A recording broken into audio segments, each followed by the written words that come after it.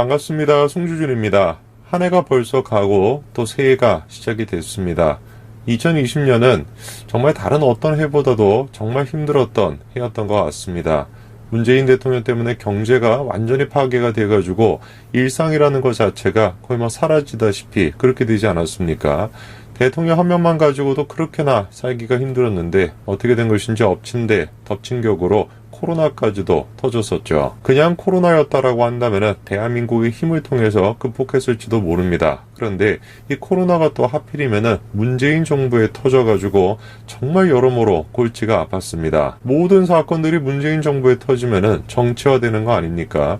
코로나 마찬가지로 그렇게 정치적으로 수단이 되어버렸고 그 고통을 갖다가 그로부터 발생하는 모든 피해를 국민들이 짊어지게 되었죠. 저 또한 마찬가지인 것이고 영상을 보시는 분들 가운데 자영업 하시는 분들은 정말 어디 가서 하소연도 하지 못할 만큼 정말 힘든 시기를 보냈습니다. 그런 분들과 그리고 또 제 스스로도 다시 한번 다짐하기 위해서 이런 말씀을 꼭 드리고 싶습니다.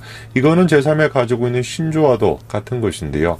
내가 지금 현재 겪고 있는 가장 힘든 시기, 내가 지금 현재 느끼기에 가장 고통스러운 시기, 그 시기는 반드시 미래의 순간에서 되돌아봤을 때는 새로운 발전을 위한 발판일 것이다. 이게 제가 삶에 갖고 있는 신조입니다. 저 또한 이번 기회를 통해 가지고 다시 한번 다짐해보고 영상을 보시는 분들도 꼭 한번 생각해 보시기 바랍니다. 우리가 그렇게 인생을 살아오지 않았습니까? 원래 인생이라는 것 자체가 그런 것이겠죠. 나그네처럼 그냥 계속해가지고 방랑하면서 힘든 시기가 계속해가지고 발생하는 것이고 조금 뭔가 잘 되는 것 같다 보면은 위기가 발생하고 또 뭔가 또 잘 풀리는 것 같다 보면 한꺼번에 그냥 뒤집어 엎어지고 그게 우리가 살아가는 삶의 방식인 거 아니겠습니까? 그러나 그럼에도 불구하고 우리가 끊임없이 방황하고 끊임없이 방랑자처럼 그런 식으로 살아간다라고 할지라도 결국에 우리는 지금 이 순간에 2021년 1월 1일에 살아있지 않습니까? 그렇게 우리가 살아왔던 것이고 그렇게 우리가 발전해왔던 것입니다. 그렇게 우리가 살아왔고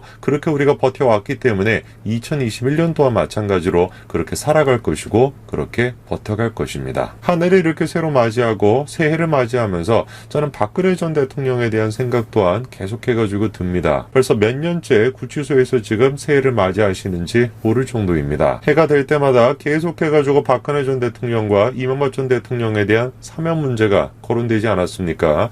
그런데 문재인 정부 같은 경우는 얼마나 악랄한지 얼마나 지금 정치보복에 빠져 있는지 결코 사면하지 않았습니다. 역대 최장기간 수감되어 있는 것이 박근혜 전 대통령입니다. 자, 그런데 이런 박근혜 전 대통령에 대한 사면이 멀지 않은 것 같습니다. 오늘 아침에 다음과 같은 속보 기사가 나왔죠. 자, 새해 아침에 다음과 같은 속보가 나왔습니다. 이낙연 대표가 박근혜, 이명박 전 대통령에 대한 사면을 적절한 시점에 대통령에게 건의하겠다라는 것이죠. 여당 쪽에서 일단 먼저 그리고 또 다른 사람도 아니고 여당의 대표 그리고 또 다른 사람도 아니고 현재 지금 유력한 차기 대권 후보 중에 한 명이라고 거론되는 사람이 박근혜, 이명박 전 대통령에 대한 사면을 얘기한 것이죠.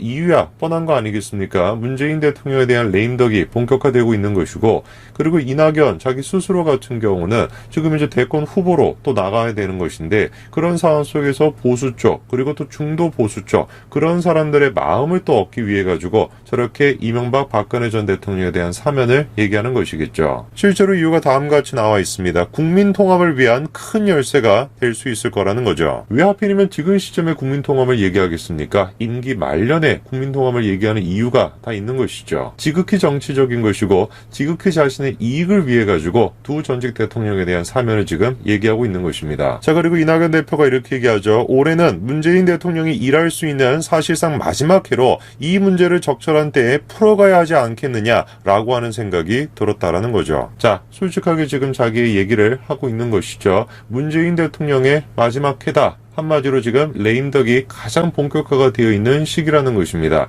그리고 이 시기에 두 전직 대통령에 대한 이야기를 좀 할 필요성을 느꼈대요. 왜? 자기가 지금 대권 후보로 우뚝 서야 되기 때문에. 현재 지금 차기 대권 후보 지지율을 따지게 된다면은 이재명이 지금 1등에 올라와 있고요.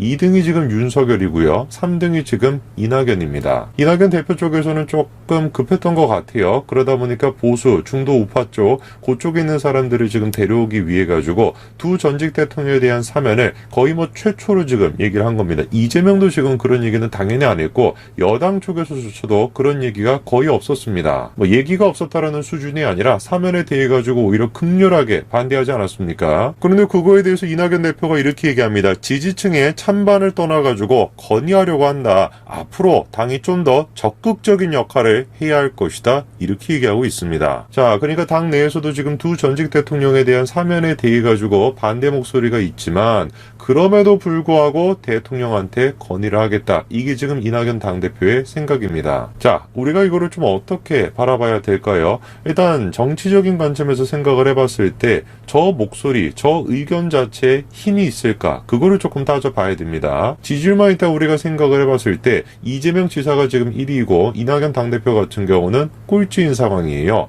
꼴찌의 지지율을 가지고 있는 사람이 당 내에서 찬반 의견에 상관없이 그거를 밀어붙이겠다. 과연 이것이 현실성이 있을까? 놀랍게도 현실성이 있습니다. 사실 지금 많은 분들이 생각을 하시는 것이 이재명 지사가 지지율이 1위다 보니까 이재명 지사가 결국엔 대통령이 되겠다라고 생각하시는 것 같은데 제 생각은 조금 달라요. 이재명 지사가 대통령이 된다? 사실상 불가능하다라고 봐야 됩니다. 왜냐면은 이재명 지사가 너무 오바를 많이 하셨어요. 그 오바를 한 게 뭡니까? 문재인 대통령에 대해 가지고 친문 세력에 대해 가지고 심기를 건드렸던 거예요. 그런 식으로 심기를 건드리면서 오바를 했기 때문에 지금 지사 자리까지 올라갈 수가 있었던 것입니다. 그런데 딱 거기까지가 한계입니다. 정치적인 어떤 백그라운드 없이 정치적인 어떤 기반 없이 자기가 올라갈 수 있는 최대의 선, 그게 딱 이재명 지사에게는 지사 자리였던 것이지 그 이상은 불가능합니다. 특히나 보수 쪽이라고 한다면 모르겠습니다. 개인의 어떤 능력, 개인의 어떤 자질, 그런 어떤 개인의 이미지를 통해 가지고 대통령이 될 수도 있다라고 하는 보수 쪽이라면은 몰라도 진보 쪽에서는 사실상 불가능합니다. 진보 쪽에서 대통령이 되겠다. 한마디로 뭐 해야 됩니까? 적자에 대어 적자, 친노, 친문, 그 이제 계통을 잇는 적자여야 됩니다. 그런 측면에서 본다라고 한다면 이낙연 당대표도 조금 부족하긴 하죠. 그래서 원래 제일 좋았던 거는 김경수인데 김경수 같은 경우는 지금 재판 때문에 못 나오는 그런 상황이 되지 않았습니까? 그렇기 때문에 차선 최고로 지금 남아있는 게 이낙연 당대표예요. 진보 쪽에서 일단 대권 후보라고 하는 것은 개인의 능력과 개인의 어떤 이미지 이거를 통해 가지고 되는 것이 아니라 철저하게 이런 시스템을 통해 가지고 되는 것이고 그런 차원에서 생각해 봤을 때 이재명 지사의 지지율은 사실상 아무런 의미가 없습니다. 조금만 기다려 보세요. 이제 뭐 여러 가지 인터뷰 막 튀어나오면서 이재명 지사와 관련된 개인적인 문제들 막 그런 것들 계속해 가지고 경향이 될까 한겨레가 될까 계속해 가지고 보도를 낼 겁니다. 그러면 당연히 지지율 또한 자연스럽게 떨어지게 될 것이고 이낙연 당대표가 올라가게 될 거죠. 자, 이런 차원을 우리가 생각을 해봤을 때 이낙연 당대표가 저런 식으로 두 전직 대통령에 대한 사면을 건의하는 거, 그 건의에 실효성이 있는가? 실효성이 있다라고 봅니다. 아마 곧 얼마 지나지 않아가지고 문재인 대통령 또한 마찬가지로 얘기를 할 것이고 두 전직 대통령에 대한 사면 또한 이루어질 것이라고 봅니다. 질문이 드는 거는 그거겠죠. 구체적으로 시기가 그러면 언제가 될 것이냐. 자, 이낙연 대표가 이렇게 얘기했습니다. 두 전직 대통령의 법률적 상태가 다르다라고 언급을 했는데 이명박 전 대통령의 경우에는 지난 10월 대법원에서 형이 확정이 됐고요. 박근혜 전 대통령 같은 경우도 일부 혐의에 대한 재판이 진행 중에 있는 상황입니다. 사면을 일단 하겠다라고 한다면 죄가 일단 확정이 되어야지 사면을 할 수 있는 거 아니겠습니까? 그래서 이명박 전 대통령 같은 경우는 확정이 되어 있기 때문에 사면이 가능한 상태인데 박근혜 전 대통령 같은 경우는 일부 혐의에 대해 가지고 재판이 남아있기 때문에 사면이 지금까지는 불가능한 상황이었던 것이죠. 그러면 일부 혐의에 대한 재판이 언제 끝나는 거냐? 이달 14일, 1월 14일에 사면 자격이 생기게 됩니다. 자, 그렇기 때문에 두 전직 대통령에 대한 사면이 본격적으로 아마 논의가 될 것은 1월 말이지 않을까 싶습니다. 현재 지금 뭐 당 내에서도 당연히 사면에 대해 가지고 불협화음이 나오고 있는 상황이에요. 그러나 뭐 자기들이 무슨 힘이 있겠습니까? 뭐 지금 이제 뭐 진보 그쪽에서 같은 경우는 개인의 어떤 의견 이런 것들이 중요한 게 아니라 당론이 제일 중요한 거 아닙니까? 당대표가 하자면은 뭐 할 말이 뭐가 있겠어요? 당연히 해야 되는 것이겠죠. 뭐 이낙연 당대표 입장에서는 급하겠죠. 자기가 지금 지지율도 그래도 좀 어느 정도 나와줘야 되는 것인데 사실상 지금 이제 뭐 아무런 기반도 없고 아무런 어떤 힘도 없는 이재명 지사한테 밀리고 있는 그런 상황 상황이다 보니까 자기 입장에서는 급해가지고 이런 식으로 새로운 또 국면을 타개하려고 하는 거 아니겠습니까? 그래서 여러모로 생각을 해봤을 때 이낙연 개인적인 어떤 이익으로 생각을 해봤을 때 그리고 이낙연의 어떤 위치를 생각을 해봤을 때 그리고 또 시기를 생각을 해봤을 때 문재인 대통령의 레임덕이 본격화되어 있는 모든 것들을 고려를 해봤을 때 두 전직 대통령에 대한 사면이 머지않은 것 같습니다. 그래서 제가 새해를 맞이해가지고 기분 좋은 소식일 수도 있습니다. 그러나 참으로 좀 씁쓸하네요. 대한민국의 어떤 법치가 바로 세워져가지고 두 전직 대통령에 대한 법치 관계가 올바르게 정의롭게 판단이 돼서 그렇게 이제 사면이 되는 것이 아니라 정치적인 어떤 이익을 위해서 정치적인 목적을 위해 가지고 이런 어떤 수싸움을 통해 가지고 사면이 된다라는 거, 그게 좀 뭔가 참으로 좀 안타깝다라는 생각이 듭니다. 바로 이렇기 때문에 제가 김종인 위원장한테도 그렇게 이제 사과를 하는 것이 무의미할 것이다 라고 말씀을 드린 것인데, 레임덕이 시작이 되게 되고 내놓을 수 있는 거라고는 저런 식의 사면밖에 없는 거 아니겠습니까? 그렇기 때문에 임기 말이 되게 되면 자연스럽게 사면이 이루어지는 것인데, 김종인 위원장이 굳이 두 전직 대통령에 대한 과오를, 실질적인 과오도 아니고 법적으로 문제가 많은, 법적으로 뭔가 이렇게 제대로 정의롭게 이루어지지도 않은 그런 과오에 대해 가지고 인정한다. 글쎄요, 참으로 아쉬운 선택이지 아니었을까 싶습니다. 오늘까지 말씀드리겠습니다. 감사합니다. 반갑습니다. 송주준입니다. 삼국지에는 이런 이야기가 있죠. 사제갈, 주, 생, 중달. 한마디로 얘기해서 죽은 제갈량이 살아있는 사마이를 쫓아냈다 라고 하는 이야기입니다. 여러분도 잘 아시는 것처럼 박근혜 전 대통령은 탄핵되었습니다. 사실상 정치적으로 죽은 상태다 라고 얘기할 수 있죠. 그런데 이런 상태에 있는 박근혜 전 대통령이 살아있는 권력의 핵심이다 라고 할 수 있는 추미애 장관을 쫓아낼 수도 있다, 이런 이야기가 나오고 있습니다. 현재 박근혜 전 대통령에 대한 혐의는 크게 세 가지입니다. 첫 번째 같은 경우는 국정농단 공모, 그리고 두 번째 같은 경우는 특활비와 관련된 문제, 그리고 세 번째 같은 경우는 공천 개입, 이렇게 세 가지가 박근혜 전 대통령에 대한 혐의입니다. 바로 이 세 가지 중에서 추미애 장관을 쫓아낼 수 있는 비기가 숨겨져 있는데요. 그것이 바로 국정원 특활비의 문제입니다. 오늘 저는 영상을 통해서 그런 이야기를 좀 해보고자 합니다. 도대체 어떻게 박근혜 전 대통령에 적용이 됐었던 이 국정원 특활비가 추미애 장관을 쫓아낼 수 있는 비기가 될 수 있는지, 오늘 저는 그거에 대한 이야기를 말씀드리고자 합니다. 어떤 내용인지 같이 한번 좀 보시죠. 현재 지금 수감이 되어 있는 박근혜 전 대통령은 계속해가지고 재판이 진행 중입니다. 박근혜 전 대통령에 대해서는 크게 세 가지 사건이 별도로 기소가 되어 있습니다. 그 중에 첫 번째가 바로 2017년 4월에 기소가 됐던 국정농단 사건이죠. 그리고 이제 두 번째가 2018년 1월에 기소가 됐었던 국가정보원 특수활동비 상납 사건입니다. 그리고 마지막 세 번째가 공직선거법 위반 사건인데 바로 공천에 개입했다라고 하는 혐의입니다. 국정농단, 특활비, 그리고 공직선거법 위반, 요 세 가지가 박근혜 전 대통령에게 기소가 됐던 혐의들입니다. 공천에 개입했다라고 하는 혐의로 선거법 위반이 적용이 된 것인데, 글쎄요, 과연 저런 식으로 지금 혐의를 묶었을 때 문재인 대통령이 임기가 끝나고 난 뒤에 살아남을 수 있을까? 제가 그게 걱정이 됩니다. 현재 지금 문재인 정부에 대한 선거 개입 혐의는 공천 개입 이 정도 수준이 아닙니다. 글자 그대로 청와대가 지금 주도를 해가지고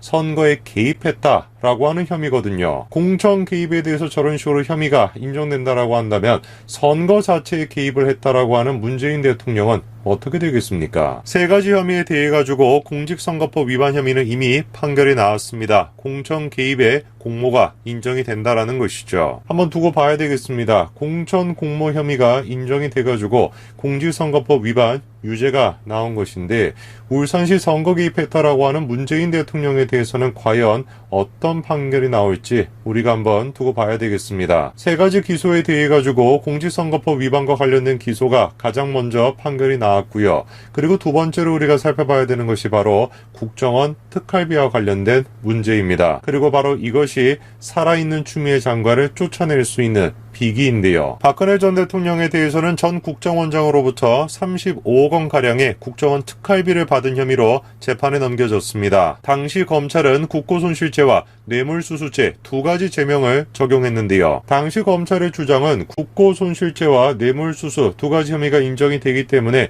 국정원 특활비 또한 마찬가지로 유죄다라는 것이었습니다. 자, 그렇다라고 하면 우리가 하나씩 좀 따져봐야 되겠습니다. 뇌물수수죄, 과연 그것이 적용이 될까요? 뇌물수수죄가 성립이 되기 위해선 직무와 관련하여 받은 금품이라고 하는 대가성이 있는지가 입증이 되어야 합니다. 자, 그런데 당시의 대법원은 대통령은 국정원장의 지휘 감독 및 인사권자로서 국정원의 인사, 조직, 예상 등 전반적인 운영에 관해 법률상 사실상 막대한 영향을 갖고 있다라고 하면서 유죄를 인정을 했습니다. 우선 뇌물수수죄가 성립이 되기 위해선 직무와 관련되어 있는 금품을 받았다라고 하는 대가성이 인정이 돼야 됩니다. 아무리 뭔가 금품을 받았다라고 할지라도 자신의 직무와 관련이 없다라고 한다면 대가성이 인정이 되지 않는 것이죠. 그런데 대법원은 대통령에 대해서 다음과 같이 판결했던 것입니다. 국정원에 대해서 대통령이 막대한 영향을 끼칠 수가 있기 때문에 업무와 관련되어 있다라고 봐가지고 대가성이 성립이 돼서 뇌물수수 또한 인정이 될 수 있다, 이런 식이었습니다. 그런데 대법원의 이런 식의 판결에 대해서 의구심이 좀 듭니다. 사실상 이런 식으로 따지게 된다면 대통령에 대해 가지고 모든 대가성 뇌물이 다 인정이 될 수 있는 거 아니겠습니까? 왜? 대통령이 영향을 끼치지 않는 기관이 뭐가 있겠습니까? 사실상 전부 다인 것이에요. 그런 대통령에게 직무와 관련돼 있다라 그래서 대가성이 인정이 되니까 뇌물수수가 될 수가 있다. 국정원뿐만 아니라 모든 지금 부서에 대해 가지고 전부 다 뇌물수수가 인정이 될 수 있는 거 아니겠습니까? 사실상 이런 식의 판결 자체가 억지라고 하는 것이죠. 여론에 지금 등 떠밀려 가지고 억지로 엮어 가지고 박근혜 전 대통령에 대해서 유죄를 내렸던 것입니다. 실례로 MB 집사라고 불리는 김백준 씨에 대해 가지고 특활비 부분은 무죄가 선고가 됐습니다. 당시 재판부가 뭐라고 지금 판결을 내렸습니까? 이명박 전 대통령이 전 국정원장들에게 특활비를 받은 것은 대통령 직무와 무관하며 대가 관계라고 볼 수가 없다라고 그때는 판결하지 않았습니까? 도대체 지금 저 경우랑 박근혜 전 대통령의 경우랑 뭐가 다른 겁니까? 이명박 전 대통령의 경우에는 직무 관계가 인정이 되지 않기 때문에 이거는 대가성이 없다, 그래서 무죄, 이렇게 된 것이고, 박근혜 전 대통령의 경우에는 직무성이 인정이 된다라고 하면서 유죄, 이렇게 지금 판결이 나온 거 아니에요? 정확하게 똑같은 사건에 대해 가지고 한 명은 유죄, 한 명은 무죄, 완전히 지금 상반되는 판결이 나왔던 것입니다. 이것이야말로 지금 대법원이 여론에 등 떠밀려 가지고 그런 식으로 억지로 엮었다라는 걸 보여주는 거 아니겠습니까? 이 대가성에 대해서도 계속해 가지고 오락가락하는 식의 판결을 보여줬는데요. 박근혜 전 대통령의 국정농단 사건, 이거는 파기환송 판결이 나오지 않았습니까? 그래서 결국에 징역이 30년에서 20년으로 감경이 되었습니다. 근데 당시에 재판부가 뭐라고 지금 얘기를 합니까? 다만 개인적으로 얻은 이익은 별로 없는 것으로 보이는 점, 이런 식으로 얘기를 했죠. 근데 도대체 무슨 놈의 지금 대가성이 있는 것이고 무슨 놈의 지금 뇌물죄가 인정이 된다라는 것입니까? 계속해가지고 지금 재판부가 오락가락하는 거 아닙니까? 당시 검찰이 박근혜 전 대통령에 대한 국정원 특활비가 유죄다라고 봤던 두 가지 근거 중에 한 가지, 뇌물수수는 이런 식으로 말이 안 되는 것이었습니다. 그러면 나머지 한 가지, 국고손실죄, 그거는 또 어떨까요? 자, 국고손실죄에 대해서 우리가 살펴봐야 되는데요. 우선적으로 기억하셔야 되는 것이 무엇이냐? 국고손실죄가 적용이 될 수 있는 사람은 회계 사무를 집행하는 자 또는 보조자, 그리고 또 어쩌고저쩌고의 회계 사무를 집행하는 자 또는 보조자, 이렇게 되어 있습니다. 한마디로 얘기해서 국고손실죄라고 하는 것은 모든 사람한테 다 적용이 되는 것이 아니라 회계 업무와 관련이 돼 있는 사람한테만 적용이 되는 그런 죄입니다. 그런데 뭔가 이상하지 않습니까? 왜? 국정원장들은 회계와 관련된 업무를 하는 사람들이 아니잖아요. 그러면 당연히 국정원장들에 대해 가지고 국고손실죄가 적용이 될 수 없는 것인데 어떻게 그것이 근거가 돼 가지고 박근혜 전 대통령의 국정원 특활비가 유죄가 나올 수가 있다라는 것일까요? 실제로 그래 가지고 국정원 특활비 수수에 대해 가지고 항소심에서 어떤 판결이 나왔습니까? 1심과 다르게 국정원장이 관련법상 회계관계 직원에 해당되지 않는다라고 봤었죠. 아무리 국정원장이 회계와 관련된 업무를 한다라고 할지라도 법률적으로 생각해 봤을 때 국정원장을 회계 업무와 관련된 직원이라고 볼 수가 없다라고 하는 것이죠. 그렇기 때문에 당연히 국정원장에게 국고손실죄라고 하는 것이 적용이 될 수가 없는 것입니다. 그런데 놀랍게도 대법원이 당시에 어떤 판결을 내렸습니까? 놀랍게도 대법원은 다음과 같이 얘기를 했습니다. 국정원장들은 특별사업비 집행 과정에서 그 과정에 관여를 했기 때문에 회계관계 직원이라고 할 수 있다, 이런 식으로 결론을 내린 것입니다. 놀랍게도 대법원은 국정원장을 회계 업무 관련된 직원이라고 본 것이죠. 대법원이 그런 식의 판결이 나오게 됨에 따라서 이명박 전 대통령도 영향을 받게 되었습니다. 똑같은 논리대로라면 이명박 전 대통령 또한 마찬가지로 국고손실죄가 인정이 될 수밖에 없는 거 아니겠습니까? 결국에 그래서 어떻게 됐습니까? 2심에서도 국고손실죄 유죄가 인정이 됐고 대법원 또한 마찬가지로 인정을 했었죠. 두 전임 대통령을 전부 다 지금 구속시키기 위해서 대법원이 어떤 식의 판결을 지금 만들어낸 겁니까? 국정원장은 놀랍게도 회계에 관련된 직원이다 라고 하는 말도 안 되는 지금 논리를 만들어낸 겁니다. 그 근거가 뭐였습니까? 국정원장도 마찬가지로 회계와 관련된 업무를 하지 않냐? 그게 지금 근거였던 것이에요. 그러나 아까 전에 제가 말씀드리지 않았습니까? 사재갈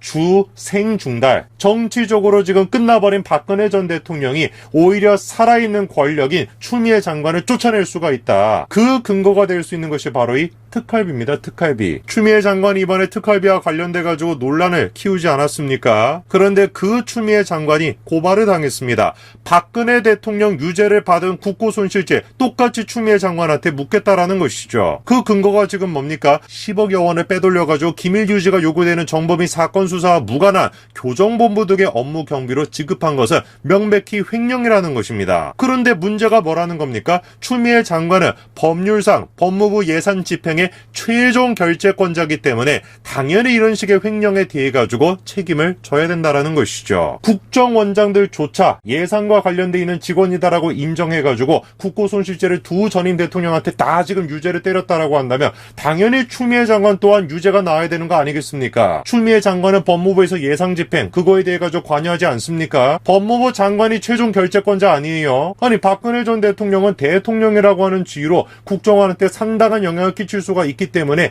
직무상 관련이 돼 있다라고 해서 대가성이 인정이 된다면서요. 법무부 장관은 법무부에 상당한 영향을 끼치지 않습니까? 당연히 영향을 끼치는 것이죠. 법무부 장관은 검찰에 대해 가지고 상당한 영향을 끼치지 않습니까? 당연히 영향을 끼치는 것이죠. 검찰과 관련된 모든 문제, 법무부와 관련된 모든 문제, 그 문제들에 대해 가지고 대가성이 성립이 될 수 있다라고 추미애 장관도 봐야 되는 거 아니겠습니까? 박근혜 전 대통령을 정치적으로 사망시켰던 그 혐의와 그 대법원의 논리, 그 혐의와 논리를 똑같이 지금 살아있는 권력인 추미애 장관한테 적용시킨다라고 한다면 추미애 장관 또한 무사하지 못할 것입니다. 오늘까지 말씀드리겠습니다. 감사합니다.